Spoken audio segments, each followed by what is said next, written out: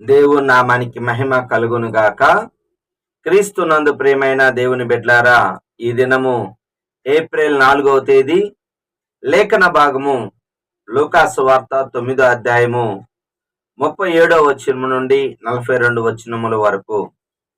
ఈ దిన వాగ్దానము 42వ వచనం.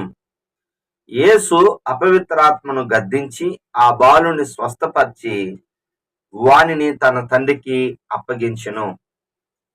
ఇక్కడ ఒక తండ్రి తన కుమారుడు, ఒక్కడై ఉన్న కుమారుడికి అపవిత్రాత్మ పట్టినప్పుడు అతడికి నురుగు కార్చుకొని మూర్ఛ రోగం వచ్చి కాళ్ళు చేతులు కొట్టుకుంటూ బహు బాధపడుతూ ఉండేవాడు.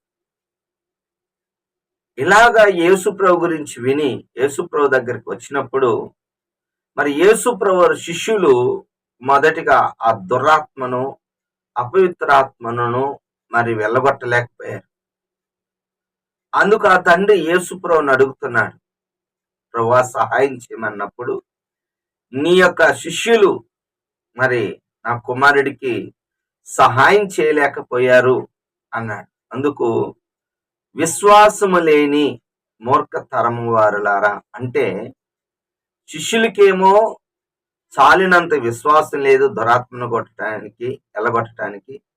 అదే సమయంలో ఆ తండ్రికి కూడా మార్కు సువార్త 9వ అధ్యాయం 22-23 వచనాలలో అతడు నమ్మకుండా మరి యేసు ప్రభువుని అడుగుతున్నాడు, ఏమైనను నీ వలనైతే బాగు చేయమని. నమ్ముట నీ వలనైతే నమ్మవానికి సమస్తము సాధ్యం. చాలినంత విశ్వాసం లేకుండా మనం ఏ పనిని చేయలేం. ఆత్మీయంగా ఏదైనా సరే, శారీరకంగా ఒక పని చేయాలి అంటే బలం ఉండాలి. అలాగనే ఆత్మ సంబంధంగా ఉండాలంటే మంచి ఆత్మ సంబంధమైన బలమైన విశ్వాసం ఉన్నప్పుడు కార్యాలు జరుగుతాయి. అవునండి అమ్మా, నీ విశ్వాసం గొప్పది, నువ్వు కోరుకున్నట్టు జరుగునుగా. కానీ మత్తయి సువార్త 15వ అధ్యాయంలో కానాను స్త్రీ గురించి తెలియజేశాడు. కనుక మన విశ్వాసాన్ని పెంచుకున్నప్పుడు దేవుడు మనకు సహాయము చేస్తాడు.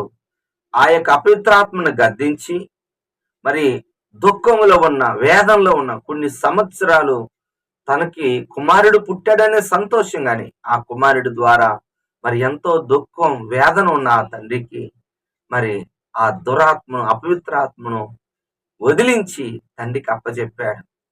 దేవుడు కూడా నువ్వు బాధలో, వేదనలో ఉన్నవో నీ బిడ్డల విషయంలో దేవుడు నీ బిడ్డలకి మేలు చేసి వారిని రక్షణలోకి నడిపిస్తాడు, వారికి స్వస్థతలు ఇస్తాడు. మరి ఆయన దగ్గర తీసుకొని రా, ఆయన తన కార్యాన్ని జరిగిస్తాడు. నమ్ము, దేవుని దగ్గరికి నా బిడ్డల్ని కానీ నేను కానీ వస్తే దేవుడు సహాయం చేస్తాడని నమ్మినప్పుడు దేవుడు అద్భుతంగా సహాయం చేస్తాడు. ఈ దినం ఒప్పుకోవాల్సిన పాపాన్ని చూసినట్లయితే 55వ వచనములో మరి యేసు ప్రభువు తన శిష్యులను గద్దించాడు. ఎందుకు గద్దించాడు అంటే, యేసు ప్రభువు యెరూషలేమునకు వెళ్తున్న సమయంలో మరి సమరయుల గ్రామం గుండా వెళ్తున్నప్పుడు సమరయులు యేసు ప్రభువుని ఆ గ్రామంలోకి ఆహ్వానించలేదు. ఆహ్వానించని ఆ యొక్క గ్రామస్తుల మీద మరి ఉరిమేడు వారు అని పేరు కలిగిన యాకోబు యొక్క సహోదరుడు యోహాను, ప్రభువా నీకిష్టమైతే ఆకాశం నుండి అగ్ని దించి ఈ పట్టణాన్ని మరి కాల్చివేయటం, లేకపోతే నాశనం చేయటం నీకిష్టమా? ఆజ్ఞాపించటం నీకిష్టమా? నాకు ఇష్టం లేదు. యేసు ప్రభువుని చేర్చుకోలేదనేసి అన్యులను, తల్లిదండ్రులను, మిగతా వాళ్ళని మనం శపించకూడదు. వారిని మీద మనము శాపవచనాలు పలకూడదండి. శాపవచనాలు పలకూడదు.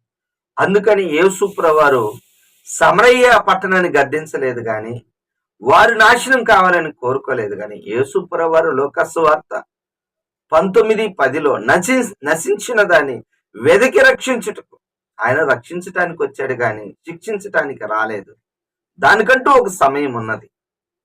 కాబట్టి యేసు ప్రభువు తన శిష్యులకు చెప్తున్న మాట ఏంటంటే, వారిని గద్దించాడు. ఆ పై వచనాల్లో మరి ఒక వ్యక్తి యేసు నామంలో దురాత్మలు వెళ్ళగొడుతుంటే వారిని కూడా ఆటంకపరిచారు. ఆటంకపరచవద్దు.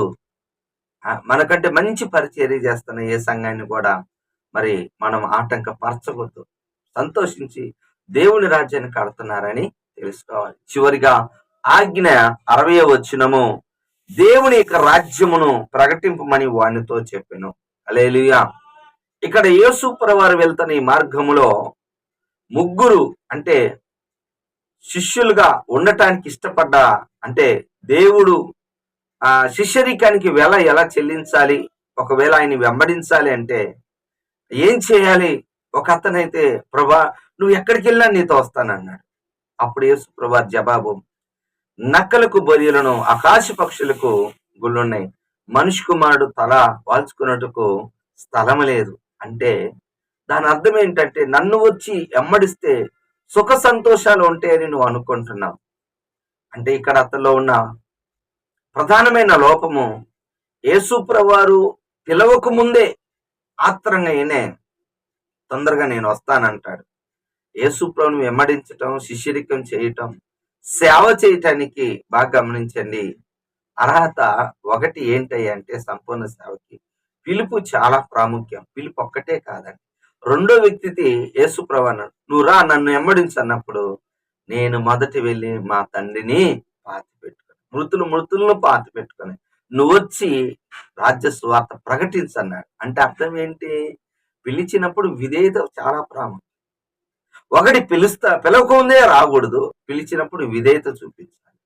విధేయత చూపించలేదు అతడు, విధేయత చూపించలే. నా తండ్రి దగ్గరికి వెళ్తాను, తండ్రిని పాతి, ఒకవేళ బహుశా ఆ తండ్రి మరి ప్రభువుని నమ్ముకోలేదు, ఎందుకంటే మృతులను పాతిపెట్ట అంటే బ్రతికుండి కూడా మరి చనిపోయేంతో సమానం. నువ్వు వచ్చి దేవుని రాజ్య స్వార్థను ప్రకటించని చెప్పినప్పుడు అతడు కూడా ఆలోచనలో పడ్డాడు. ఇక చివరి వ్యక్తి, మరి యేసు ప్రభు పిలిచాడు, మరి నేను వస్తాను గాని మొదటిగా నా యొక్క తల్లిదండ్రుల దగ్గర సెలవు తీసుకొని వస్తానన్నప్పుడు నాగటి మీద చెయ్యి, శిష్యరికం అనేది ఒక నాగటి మీద చెయ్యి పెట్టినప్పుడు వెనకకు తిరగకూడదు. వెనక తిరిగితే దేవుని రాజ్యానికి కూడా పాత్రలు కాలేదు. వెనకకు తిరిగిన లోతు భార్య ఉప్పు స్తంభమైంది. గెహాజీ మరి వెనకకి తిరిగి మరి నయమాను దగ్గర డబ్బు సంపాదించడం శాపాన్ని పొందుకున్నాడు. వెనకకి తిరగకూడదు, ముందుకే వెళ్ళాలి. ప్రభువుని నమ్ముకున్నాం, ఎన్ని శ్రమలు వచ్చినా మరి అపోస్తల కార్యంలో స్పష్టంగా రాయబడింది. ఏమిటి అంటే 14:22 అనుకుంటాను, ఏంటో తెలిసిన, అనేక శ్రమలు అనుభవించి మనము దేవుని రాజ్యంలోనికి ప్రవేశించాలని అపోస్తలుడైన పౌలు శిష్యులను అనగా విశ్వాసులను స్థిరపరిచాడు. మనం అనేకమైన శ్రమలు అనుభవించి ఆ దైవ రాజ్యాన్ని పొందుకుందుము కాక. ఆమేన్. ప్రార్థన చేసుకుందాం. కళ్ళు మూసుకోండి. ప్రేమ కలిగిన తండ్రి యేసయ్యా, నీ వందనాలు. ఇప్పటి వరకు నీ కృపలో నీ దయలో ప్రభా ఈ దినము నాయన మాతో మీరు మాట్లాడారు. దురాత్మను వెళ్ళగొట్టి నాయన బిడ్డను తండ్రికి అప్పచెప్పాం. అలాగే నాయన మేము ఆటంకపరచకూడదు తండ్రి.